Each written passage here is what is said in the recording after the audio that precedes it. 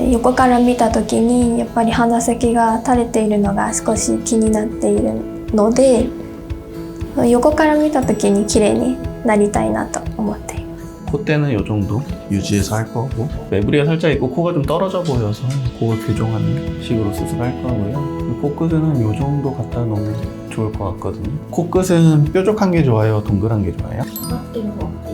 院長先生、よろしくお願いします。手術後に会いましょう。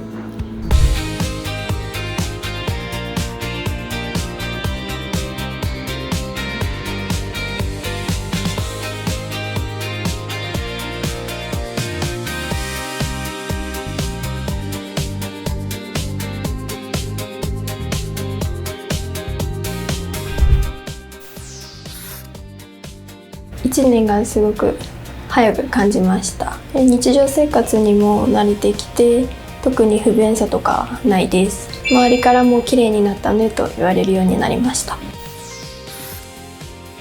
手術直後は腫れや痛みが残っているのがちょっと不便だなと思いました。手術から1ヶ月後ぐらいからは腫れや痛みは収まってきたかなと思います。で、あまり鼻に刺激を与えないようにしたり、寝る時も姿勢体勢に気をつけて寝てました。術前は横から見た時に鼻先が垂れ下がっていたのが気になっていたんですけども、術後は派手に変わることなく自然に綺麗になったかなと思います。家族からは自然に綺麗になったねと言われました。konnichiwa. 안녕하세요. 잘 지내셨습니까?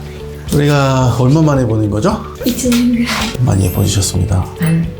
코가 잘 마무리된 것 같네요. 밑에가 수술 전이고 수술 후인데 오늘 찍은 건데 전반적으로 코도 좀 더 오똑해지고 너비도 좀 줄어든 모습이고, 직접 한 번만 좀 볼게요. 코도 많이 부드러졌고요. 귀 모양 전혀 변화 없고. 흉터가 안 보이지?